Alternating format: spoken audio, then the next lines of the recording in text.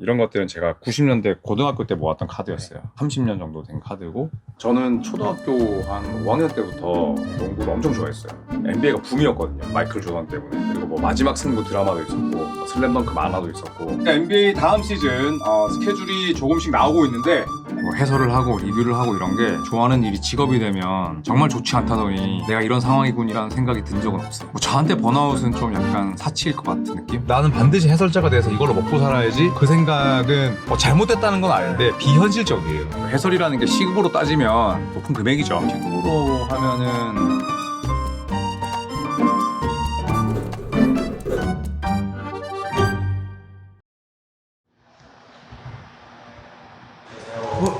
안녕하십니까. 조금만 좀 이따 올라가실까요? 저희 아들이 지금 뭐 과외 받고 있어가지고. 간단하게 자기소개 한번 부탁드리겠습니다. 네, 안녕하세요. 저는 농구 해설가로 활약하고 있는 조현일이라고 합니다. 반갑습니다. 집에서 주말에는 거의 집에서만 일을 해서.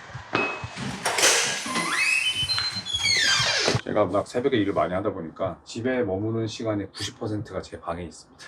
항상 PC로 뭔가를 작업을 해야 되고, 그래서 제가 유튜브를 해서 촬영은 스튜디오에서 하는데 외신 같은 거 보면서 뉴스로 마무리해서 PD에게 보내고 가서 촬영을 하는. 그럼 보통 하루 아침 일과는 어떻게 되시는 거예요? 그러니까 비시즌에는 유튜브 소스부터 찾고, 시즌 때는 뭐 NBA 해설 준비, 또 경기별 분석, 승패를 분석하는 일도 하거든요. 국내 농구랑 NBA 하면은 열 몇 경기씩 되니까, 그러니까 눈 뜨면은 그냥 바로 컴퓨터부터 켜요.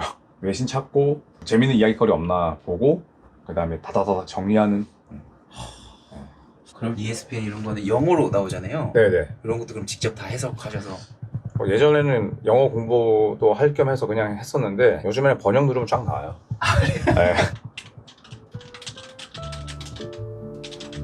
와, 근데 뭐가 굉장히 많네요. 이거는 제가 딱 눈 떴을 때 그냥 농구 골대가 제 눈에 처음 들어왔으면 하는 마음에 저희 아들 생일 선물을 긴자해서 여기다 이렇게 달아놨어요. 네, 컨셉이 아니라. 여기 있는 잡지들은 여기 보시면 아시겠지만 1996년, 95년, 94년 거예요. 제가 이걸 이사하면서 한 번도 안 버렸어요. 이게 제 가보입니다. 이제 이런 것들은 제가 90년대 고등학교 때 모았던 카드였어요. 이것도 이제 30년 정도 된 카드고, 이런 거는 이제 유니폼, 사인 카드, 이것도 이제 유니폼 카드, 사인 카드, 이렇게 진열장이 없어서 이렇게 해놨어요. 그래서 농구의 그 매력은 뭔가요? 우선은 뭐 구기 종목 중에 제일 득점이 많이 나잖아요. 제일 득점이 많이 나니까 상황들도 좀 다양하고 정형화된 패턴이 없는 것? 그럼 농구에 빠지신 게 언제쯤?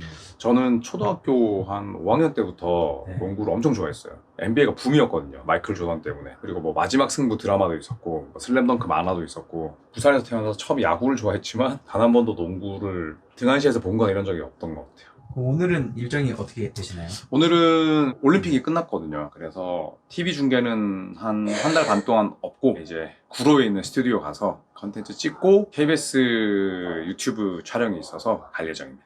해설가는 어떤 일을 하는 거죠? 뭐 말 그대로 경기를 해설하는 직업이고요. 야구로 치면 이제 허구현 해설위원님이나 네. 축구로 치면은 뭐 차범근 해설위원, 뭐 안정환 해설위원, 이런 분들처럼 저는 미국 농구를 해설하는 역할을 하고 있어요. 캐스터분들이랑은 다른 거죠? 다르죠. 캐스터는 아나운서, 배성재 캐스터나 뭐 김성주 캐스터, 네. 뭐 이런 분들처럼 아나운서의 직업을 가지고 있는 분들이고, 저는 나름 전문가의 역할을 하는 해설자로 하고 있죠. 그럼 해설가의 길은 어떻게 걷게 되신 거예요? 제가 원래 잡지 기자였어요. 농구 잡지 루키라는 기자로 들어갔었는데, 운 좋게 제가 얼마 지나지 않아서 편집장 자리를 받게 됐어요. 제가 졸지에 20대 중후반의 나이에 잡지 편집장이 된 거죠. 그때 SBS 스포츠에서 NBA 중계권을 샀어요. NBA 중계권을 사서 맨 처음에는 선수 출신 분들을 해설로 썼는데, 그분들한테 NBA는 되게 어렵잖아요. 운동을 하셨지만 뭐 NBA는 잘 안 보신 분들이 많고, 그러다 보니까 그 과정에서 제가 NBA 잡지의 편집장으로 있다 보니까 저한테 컨택이 온 거죠. 그래서 데뷔하게 됐어요. 그러면 해설 쪽에는 원래 전혀 생각이 없으셨던 거예요? 그렇죠. 원래 해설가를 꿈으로 가지고 있는 사람은 없어요. 나는 반드시 해설자가 돼서 이걸로 먹고 살아야지, 네. 이런 생각 하시는 분들도 없고, 그 생각은 잘못됐다는 건 아닌데 비현실적이에요. 해설만 해서는 먹고 살 수가 없기 때문에 해설가를 선망하는 직업으로 카테고리를 나누기는 무리가 있어요. 그래서 보통 해설하시는 분들이 선수나 뭐 그쪽 계열에서 일을 하시던 분들이 많이 하시는 거죠? 보통은 그렇죠. 특히나 자국 스포츠 같은 경우에는 대부분 그렇고 해외 축구나 뭐 NBA가 좀 특이하다고 봐야죠. 거긴 뭐가 다른가요? 왜냐하면 외국 스포츠니까 경기인 출신 분들이 꾸준하게 그 소식들을 팔로우하기에는 저 같은 매니아 출신들보다는 훨씬 좀 어렵죠. 그러니까 저처럼 초등학교, 중학교 때부터 NBA를 보시는 게 아니잖아요. 그때는 훈련하고 경기하고 뭐 선수 생활 하시기 바빴는데 그렇기 때문에 매니아들이 가지고 있는 사이트는 절대 따라갈 수가 없죠. 해설가를 꿈꾸고 그걸 뭔가 업으로 삼으려고 하는 거는 쉽지 않죠. 그거는 굉장히 어렵습니다. 그래서 저한테 뭐 메일 보내거나 저한테 DM 보내는 분들이 계시지만 저는 현실적으로 조언을 해줘요. 네. 해설자는 사이드 잡으로 가져가야 되는 거지 메인 잡으로 하는 거는 좀 설정이 난 잘못됐다고 생각한다. 그렇게 얘기를 해. 그러면 위원님의 메인 잡은 해설위원인 건가요? 아니면 유튜버라고 봐야 되나요? 많은 분들이 뭐 저한테 뭐 위원님 하는데 사실은 굉장히 좀 간지러운 표현이긴 한데 해설자는 제가 어디 가서 얘기하기 좋은 직업이죠. 근데 지금은 가장 제가 많이 공을 쏟고 있고 뭐 시간을 할애하는 거는 유튜브인 것 같아요. 그러면 위원님이 생각하시는 것 중에 이것만큼은 내가 최고다 이런 거 좀 있으신가요? 이거만큼 최고다. 제가 유튜브를 하면서 댓글에 많이 달리는 건 성실하다. 매일 영상을 올리고 있고 뭐 새벽에 예를 들어서 4시 반 올림픽 중계를 하고 끝나면 6시 반이잖아요. 네. 사실 자고 싶죠. 자고 싶은데 근데 그냥 스튜디오 바로 가서 컨텐츠 찍고 하면 형 얼마 전까지 해설하다가 지금 바로 온 거야? 잠도 안 잤어? 뭐 이런 부분이 있는 거죠. 그렇게 칭찬을 해주니까 내 방송을 기다리고 계신 분이 있는구나 이런 생각을 하면서 열심히 하게 되더라고요. 여기는 농구인들이랑 저희 네. 채널에 나오는 사인 해주신 거예요? 와. 여기가 제 공간이고 모니터가 총 5개입니다. 그럼 이제 촬영 세팅을 준비하시는 거죠? 네, 촬영은 제가 아까 집에서 네. 그 자료를 만들었잖아요. 그걸 PD들이 뭐 PPF나 뭐 아니면 그 작업을 해서 여기서 찍는 거죠. 네.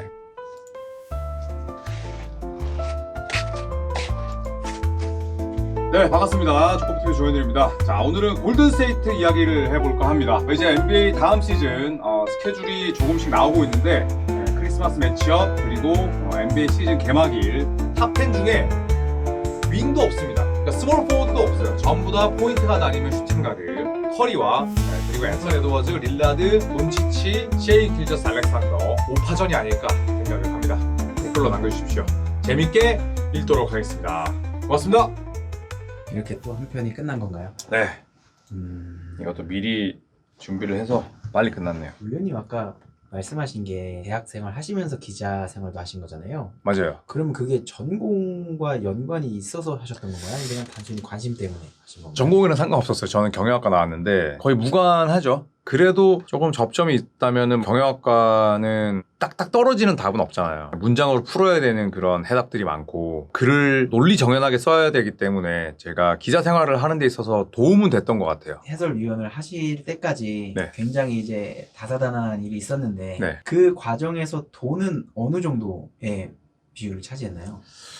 해설자가 되기 전까지는 그런 게 없었는데 해설자가 되고 뭐 30살이 넘어가면서 당연히 생각을 할 수밖에 없죠. 제가 뭐 해설을 하거나 뭐 행사를 하거나 이랬을 때 제가 뭐 받는 금액이 그래도 제 가치를 굉장히 깊게 나타내는 거기 때문에 그때에 비하면은 훨씬 중요하게 생각을 하죠. 선수 출신이 아닌 이상 처음에 데뷔하는 비선출에게 돈을 많이 주진 않아요. 근데 내가 뭐 경력이 쌓이고 그리고 또 뭐 평판이 또 높아지고 이러면 뭐 자연스럽게 올라가는 거죠. 또 해설이라는 게 시급으로 따지면 높은 금액인데 한 달에 30번을 중계하는 게 아니잖아요. 그래서 저는 아까도 말씀드렸듯이 이게 메인 잡은 될 수 없다고 하는 거죠. 시급으로 했을 땐 대략 어느 정도 되나요? 시급으로요? 네. 시급으로 하면은 그래도 한 25만 원 되지 않을까요? 프리랜서에 가깝다 보니까 좀 불안하진 않으셨어요? 한 5, 6년 전까지는 좀 그런 게 있었죠. 왜냐하면 뭐 시즌 중에는 괜찮은데 비시즌 되면 말 그대로 경기가 없으니 해설도 없고 다른 방송도 당연히 그때는 휴식기고 나의 삶을 계속 이어갈 수 있을까? 이런 방식의 삶을 이어갈 수 있을까? 이런 생각이 들었었는데 지금은 다행히 없습니다. 지금은 유튜브라는 또 최고의 플랫폼이 있고 그리고 비시즌에도 NBA가 워낙 뭐 이야기거리가 많다 보니까 경기만 없을 뿐이지 거기서 만들어낼 수 있는 컨텐츠에 대한 확신이 있거든요. 그래서 불과 5년 전까지 있었지만 지금은 없습니다.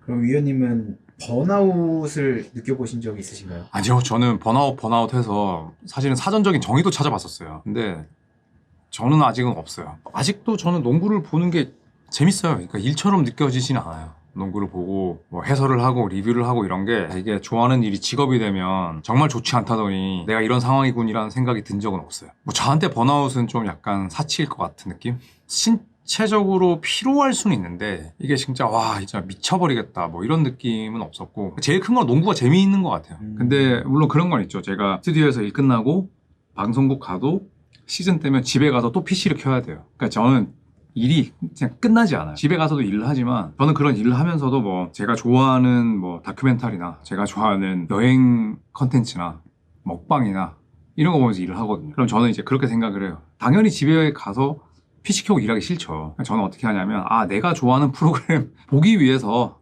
PC 앞에 앉자. 내가 지금은 좋아하는 프로그램을 보는 시간이야 라고 저는 최대한 그렇게 생각을 해요. 그러니까 긍정적으로.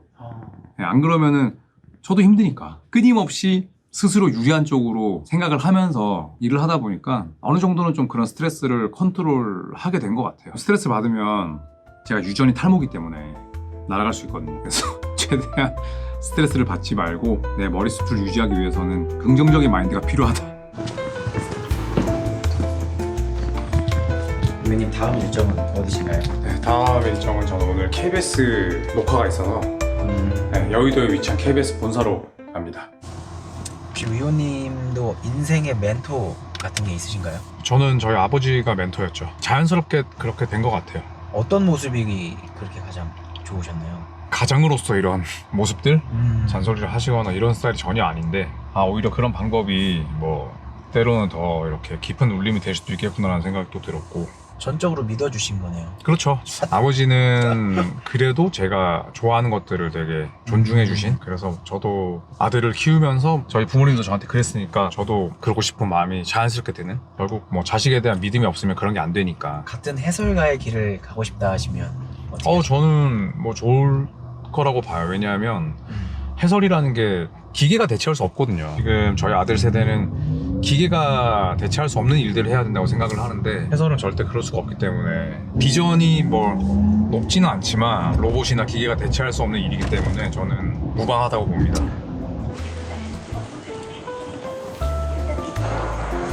보통 방송국은 해설할 때 오시는 거죠? 그렇죠. 저는 뭐 방송 직원 아니다 보니까 그냥 중계 있고 방송 있을 때만 이렇게 옵니다. KBS는 유튜브, 뭐 SBS는 뭐 이번 올림픽 농구, 스포티비는 뭐 NBA 이렇게 하고 있죠.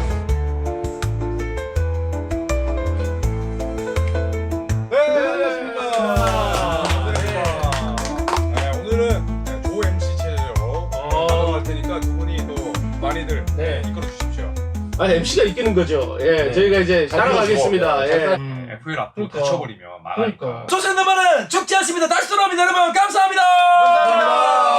오늘 촬영 어떠셨는지 소감 한번 부탁드리겠습니다. 오늘 뭐 이렇게 짧은 시간이지만 같이 영상 또 촬영하면서 제 일상을 보여드렸는데 하루 종일 뭐 이렇게 같이 촬영하면서 또 제 일상을 공유한 경험이 그렇게 많지는 않아서 재밌게 담겼을지는 모르겠어요. 요렇게 또 하루 일과를 보내는 직업도 있구나 이렇게 생각해 주시면서 재밌게 봐주셨으면 좋겠습니다. 영상이 곧 올라가면 많은 분들이 보실 텐데 구독자분들한테 한번 말씀 부탁드리겠습니다. 네, 안녕하십니까 구독자 여러분. 저를 모르시는 분들이 더 많을 것 같아요. 이 채널에서는 뭐 우리나라에서 이런 직업군이 많지 않기 때문에 우리 구독자 여러분께서 이런 직업을 가지고 사는 사람들도 있구나 재밌게 봐주셨으면 좋겠고 농구로 또 밥 벌어먹고 살고 농구를 좋아하기 때문에 우리 구독자 여러분께서 농구에 대해서도 또 많은 관심을 가져주셨으면 좋겠습니다. 마지막으로 사랑하는 아내분과 자녀분에게 영상 편지 한번 해주십시오. 뭐 지금처럼 가장으로서 책임감을 잃지 않고 그리고 또 일만 하면서 가족들을 또 등한시하지 않는 그런 가장이 될 수 있도록 노력할 테니까 지금처럼 화목하고 행복하게 오래오래 삽시다.